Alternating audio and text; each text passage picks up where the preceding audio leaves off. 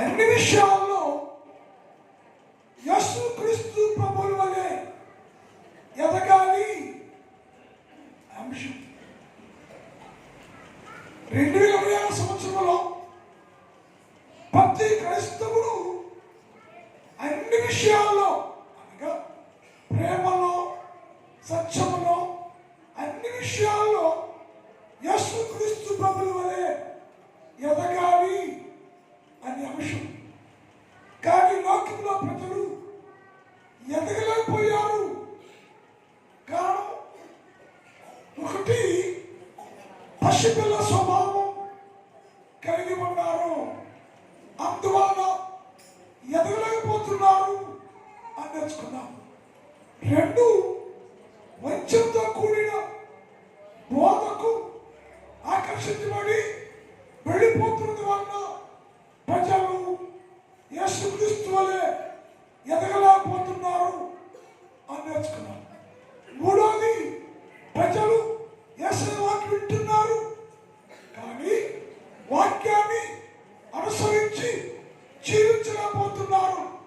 వాక్యాన్ని వింటున్నారు, కానీ వాక్యానుసారంగా వాక్యాన్ని అనుసరించి జీవించలేకపోవటం వలన యేసుక్రీస్తు ప్రభువుల వలె ఉండలేకపోతున్నారు అని నేర్చుకున్నాం. 4, యేసుక్రీస్తు ప్రభువుల వలె ఉంటే పరిచారకులుగా ఉండాలి. యేసయ్య లాంటి పరిచర్య, యేసయ్య పరిచర్య ఎలాంటిదంటే నజరేతులో నుంచి బయటికి వచ్చాడు. నజరేతులో నుంచి బయటికి వచ్చాడు, దేవుని చేత అంగీకరించబడను, ఆత్మాభిషేకం పొందను, దేవుని చేత సాక్ష్యాన్ని పొందను. అంటే దేవుని సన్నిధిలో పరిచర్య చేయాలంటే ఈ 4 గుణాలు కలిగిన వారుగా ఉండాలని నేర్చుకున్నాం. 5వ చెప్పిన వేరు పారిన వారుగా ఉండాలి. ఎవరైతే వేరు పారుతారో ప్రకాశిస్తారు, ఫలిస్తారు, చిగురిస్తారు, సౌందర్యంగా ఉంటారు అని నేర్చుకున్నాం. వేరు పారిన జీవితం కలిగి ఉంటే వారు ప్రకాశిస్తారు, ఫలిస్తారు, సౌందర్యంగా ఉంటారు అనే విషయాలు నేర్చుకున్నాం.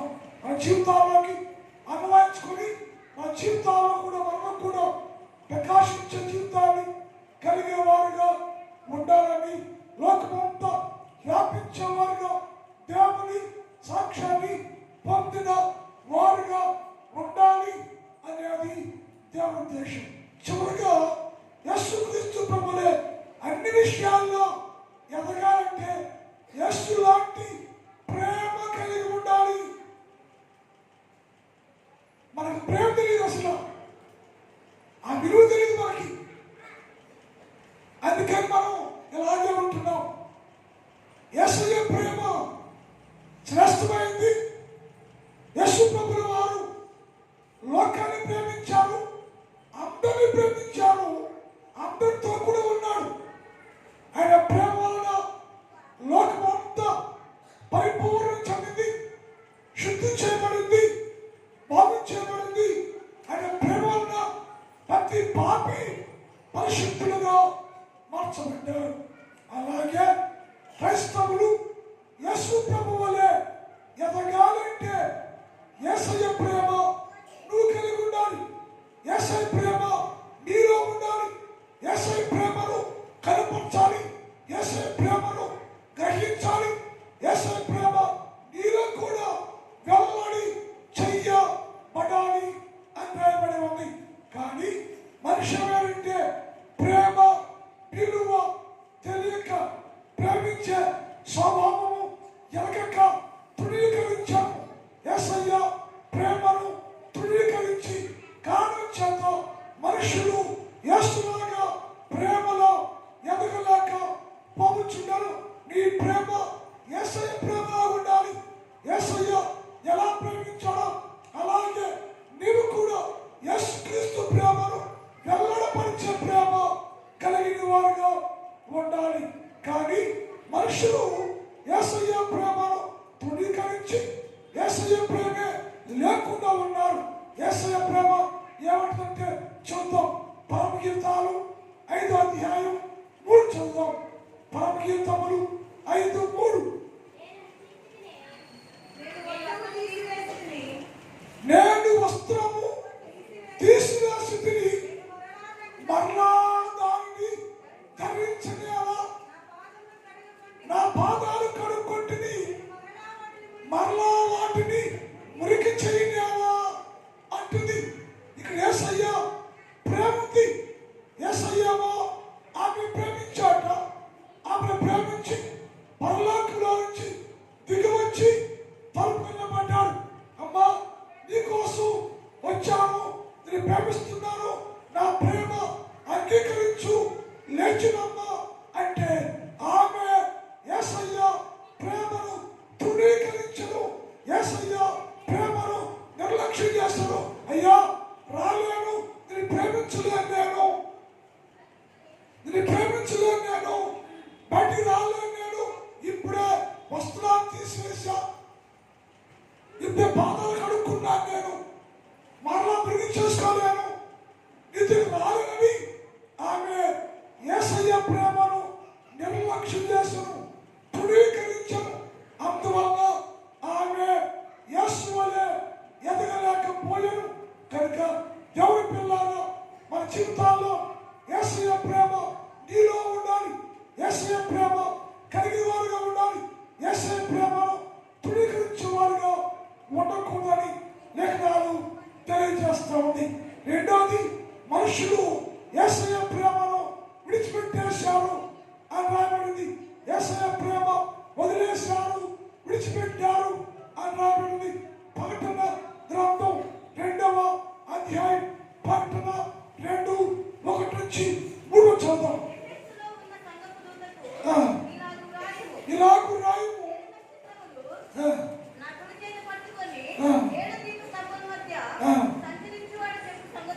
ఏమనగా నీ క్రియలు బాగుంది, నీ కష్టం బాగుంది, నీ సహనం బాగుంది. గమనించాలి, క్రియలు బాగుంది, కష్టం బాగుంది, సహనం బాగుంది. నీవు దుస్తులను సహించలేవని అపోస్తులు కాకుండా దొంగ అపోస్తులను ఇష్టపడవని నాకు తెలుసు. అపోస్తులు కాకుండా అపోస్తుల వేషం వేసుకుని వచ్చేవారు ఎలాంటి వారో గ్రహించకూడదు నీకుందని నాకు తెలుసు. అయితే సహనము కలిగి బాధలు భరించాలని తెలుసు, ఎరుగుదును. అయినను మొదట ప్రేమ వేసినట్ట, మొదట ప్రేమ ఉంది, ప్రారంభంలో ఉన్న ప్రేమ వదిలేసింది. క్రియలు బాగుంది, విశ్వాసం బాగుంది, భక్తి బాగుంది, కానీ యేసయ్యలో ఉన్న మొదటి ప్రేమ లేదట. యేసయ్యలో ఉన్న మొదటి ప్రేమను విడిచి పెట్టేసింది. అందుకని యేసు వలె ఎదగలేకపోతున్నారు. ప్రతి క్రైస్తవుడు నిత్యము క్రియ ఉండాలి, విశ్వాసం ఉండాలి, భక్తి ఉండాలి, సహనం ఉండాలి, అన్ని కలిగి ఉండాలి. సేమ్ యేసుక్రీస్తు ప్రేమ నీలో నిలిచి ఉండాలి. యేసయ్య ప్రేమను కలిగి ఉండాలి. యేసయ్య అన్నాడు, అన్ని బాగుండి కానీ మొదట నీకున్న ప్రేమ ఏమైంది? ఆ ప్రేమ ఎందుకు వదిలేశావు? ఆ ప్రేమ విడిచిపెట్టేశావని యేసయ్య అన్నాడు. అందువల్ల యేసుక్రీస్తు ప్రభుల వారి వలె ఎదగలేకపోతున్నారు. నీ ప్రేమ దేవుడితో ఉండాలి. దేవుడి ప్రేమ కలిగి జీవించేవారుగా ఉండాలి. ఎవరే ప్రేమించాలయ్యా అంటే దేవుడిని ప్రేమించాలి. 1 సంఘాన్ని ప్రేమించాలి, 2 పరిశుద్ధుని ప్రేమించాలి, 3 శత్రువుని ప్రేమించాలి, 4 ఇంటి వారిని ప్రేమించాలి, 5 నీ పొరుగు వారిని ప్రేమించాలి, 6 యేసుక్రీస్తు వలె నీవు కూడా హింసించే వారిని ప్రేమించాలి అని రాయబడింది. అప్పుడే నీవు అన్ని విషయాల్లో ఎదిగేవారుగా ఉంటారు. లూకా సువార్త 11వ అధ్యాయం 42 చూద్దాం. లూకా 11:42. అయ్యో పరిసయ్యులారా,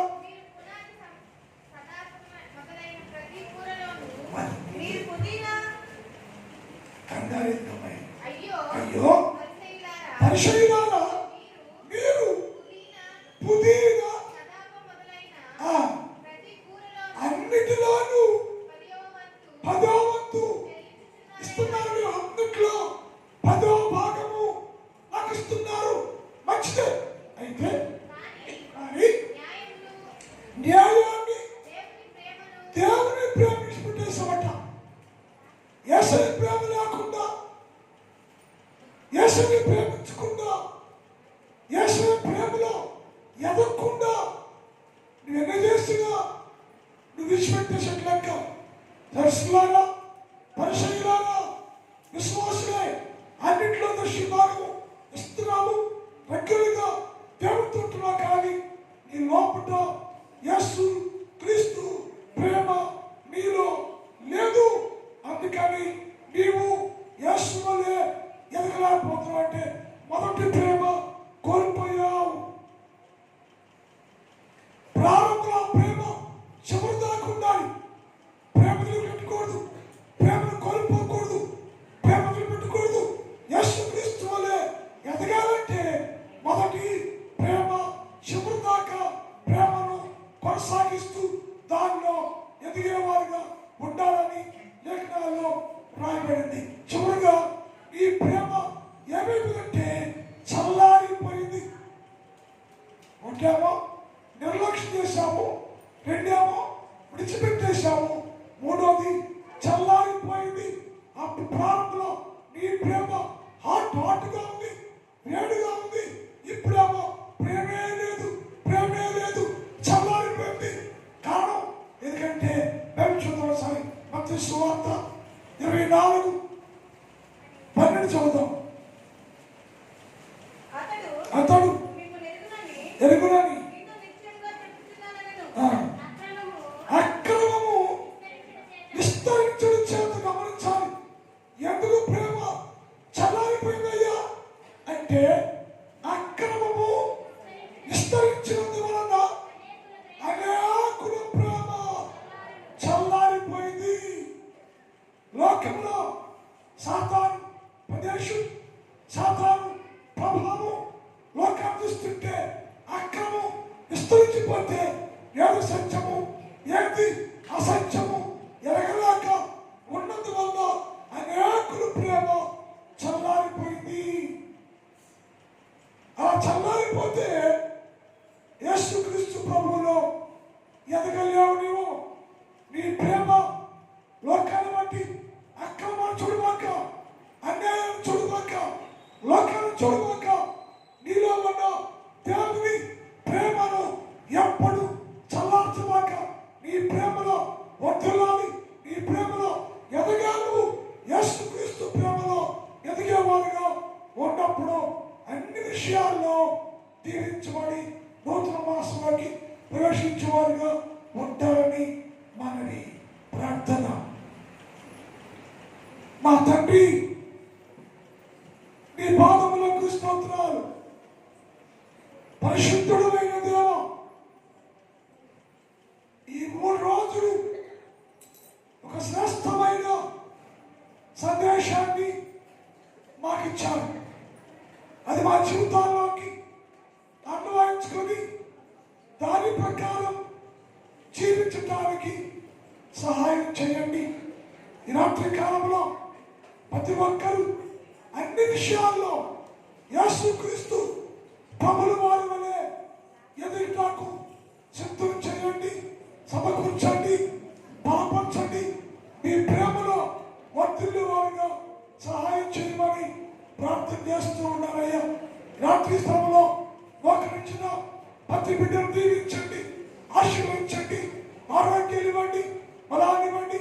నూతన మాసంలోకి నూతన దీవిన నేడు ఆశీర్వాదం పొందుకొని వర్ధిల్లే వారిగా సహాయం చేయమని ప్రార్థన చేస్తూ ఉన్నాను తండ్రి. మా ముందున్న రాష్ట్రీయ నాయకులు కార్యక్రమం ఘనంగా చేయడానికి సంఘాన్ని ప్రేరేపించు, పెద్దలను ప్రేరేపించు, సంఘం అంతా కలిసి ఘనంగా కార్యక్రమాన్ని జరిగించే భాగ్యము దయచేయండి.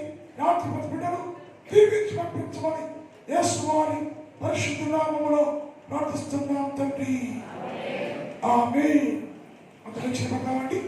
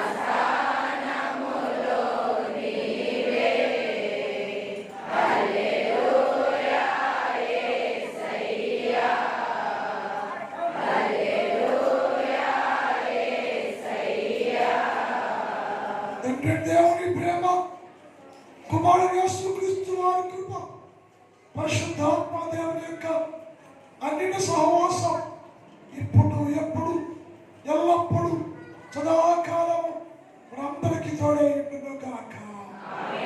ఆమేన్. హల్లెలూయా, హల్లెలూయా. రెండు కొందనాలని కొంచెం భోజనం చేసి వెళ్ళవలసిన